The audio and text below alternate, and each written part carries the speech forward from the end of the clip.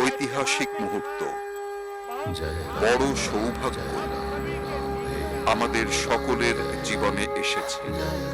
আমি 140 কোটি দেশবাসীকে হাত জোড় করে প্রার্থনা করছি যাতে তারা 22শে জানুয়ারি যখন অযোধ্যায় প্রভু রাম বিরাজমান হবেন, নিজের বাড়িতেও তখন শ্রীরাম জ্যোতি জ্বালান, দীপাবলি পালন করুন।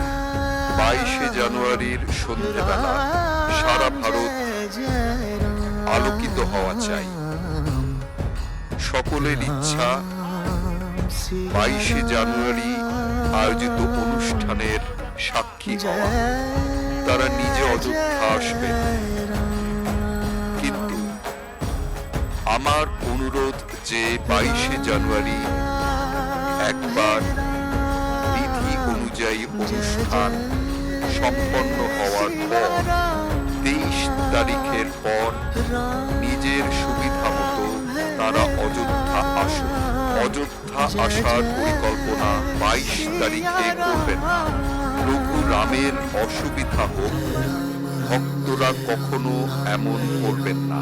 550 বছর অপেক্ষা করেছেন, আরো কিছুদিন অপেক্ষা করুন।